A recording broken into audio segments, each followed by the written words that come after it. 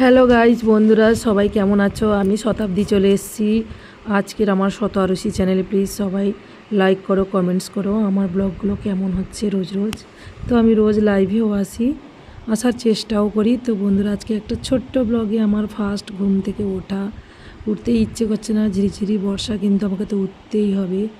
বাচ্চাকে রেডি করানো, তারপরে ফিল্ডে বেরোতে হবে। তো উঠে পড়লাম। ফার্স্ট মর্নিংয়েই দেখছি ঝিরিঝিরি করে বৃষ্টি পড়েই যাচ্ছে টুকটুক করে।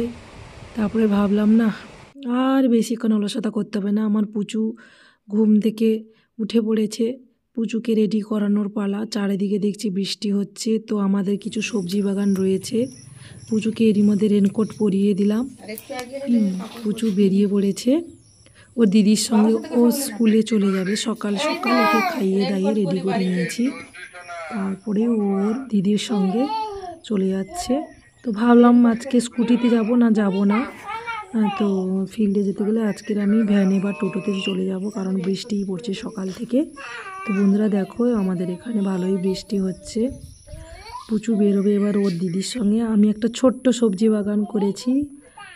এখানে আমাদের ঢ্যাঁড়স গাছ রয়েছে, ঢ্যাঁড়স 2-4টে হয় মোটামুটি, খুব একটা খারাপ নয়। এরপরে আমাদের ঝিঙে গাছ হয়েছে, মাঝে মাঝে ঝিঙে তুলি এখান থেকে যখনই হয়। এখন একটা 2-4টে হয়েছে, এই একটা ঝিঙে হয়েছে, ঝিঙেটা তুলবো কিছুক্ষণ পরে। তো ব্লগটা বেশিক্ষণ করব না বন্ধুরা, কারণ হচ্ছে আমাকে আবার বেরোতে হবে। আবার একটু যেন ঘুম ঘুম পাচ্ছে, তো মনে হচ্ছে কিছু সবজি তুলে নিই, তুলে একটুকু মানে রেস্ট নিয়ে তারপর আমি ফিল্ডে বেরোবো। তো চেষ্টা করব পার ডে লাইভে আসার জন্য। সবজিগুলো তুলে রেডি করে আমাকে রান্না করে যেতে হবে। ওখানে কুমড়ো শাক হয়েছে, ফুল টুল হয়েছে, তো ওগুলো পরে করব। তো আমার বেরিয়ে যাচ্ছে। তো ও আমাকে যাওয়ার সময় টাটা বলে গেল, সেটা খুব ভালো লাগলো।